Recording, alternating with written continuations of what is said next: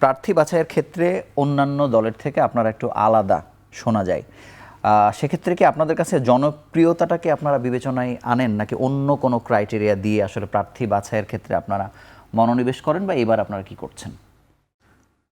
প্রথম কথা হচ্ছে যে ইলেকশন তো হচ্ছে আসলে মানে পাবলিক পারসেপশন একটা প্রক্রিয়া আর কি। সুতরাং এখানে যে জনগণের পছন্দ অপছন্দটাকে প্রায়োরিটি দিতে হবে, কোনো সন্দেহ নেই। আর এই বছরের ইলেকশনটা নানান কারণে ব্যতিক্রমী। সেটা হচ্ছে যে একটা ফ্রি ফেয়ার এবং অংশগ্রহণমূলক একটা ইলেকশন হবে, এটা সবাই আশা করে। দ্বিতীয় ব্যতিক্রমটা হচ্ছে যে অন্য যে কোনো বছরের ইলেকশনের তুলনায় এবছর এমন কিছু ভোটার আছে, সম্মানিত ভোটার যারা বিগত 15 বছর 16 বছর ভোট দিতে পারেনি, তাদের ভোটের চিন্তা দৃষ্টিভঙ্গিটা, যেটাকে আমরা আসলে এই সময় জেনজি জেনারেশন বলে থাকি, তাদের চিন্তাটা কিন্তু একটু ভিন্ন রকম। এটা আন্দোলনে বোঝা গেছে। তো সেই জায়গাটা যে কোনো দলকেই এটা এবার প্রায়োরিটি বেসিসে নিতে হবে। সঙ্গত কারণে বাংলাদেশ জামাত ইসলামীও এটাকে সামনে রাখবে। আমার মনে হয় যে সেটা আমরা সামনে রাখছি। সেই জায়গায় তৃণমূলে আমরা প্রার্থী বাছাইয়ের প্রক্রিয়া, আমাদের 3টা বিষয় আছে। একটা হচ্ছে যে তাকে অবশ্যই সাংগঠনিক শৃঙ্খলা মেনে চলার প্র্যাকটিস তার আছে কিনা।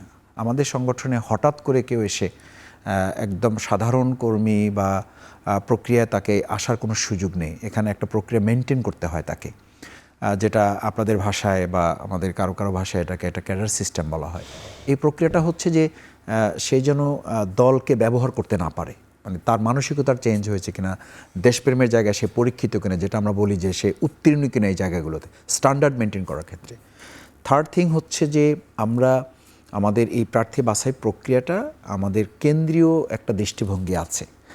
সেই দৃষ্টিভঙ্গিটা হচ্ছে যে পাবলিক পারসেপশনের সাথে তার সাংগঠনিক আমাদের চিন্তা, আমাদের আমিরে জামাত এখন যে জনগণের কাছে যে বিষয়গুলোকে অ্যাপ্রোচ করছেন, প্রেজেন্ট করছেন, যে আমরা সুশাসন চাই, আমরা এদেশের শাসক হব না, আমরা সেবক হব, আমরা এদেশের মানুষের সেবা করার জন্য তাদের কাছে যাব। এদেশে জনগণকে আর প্রজা বানিয়ে রাখা যাবে না, কোনো ব্যক্তি বা দল বা কোনো একটা পরিবার আর এদেশে তারা মালিক বনে যেতে পারবে না।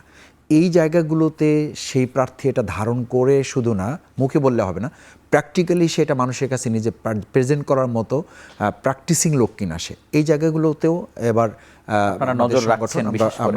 আমরা প্রায়োরিটি দেওয়ার চেষ্টা করা হচ্ছে এবং সেই আলোকেই বাছাই প্রক্রিয়াটা চলছে বলে আমি যতটুকু জানি। এবং সেই জায়গায় আমার কাছে খুব গুরুত্বপূর্ণ মনে হয়েছে যে আমরা বিগত 17 বছরে যারা আন্দোলন সংগ্রামে দেশের হয়ে, জনগণের হয়ে, জনগণের পাশে থেকেছে, জনগণও কিন্তু এটা চাইবে।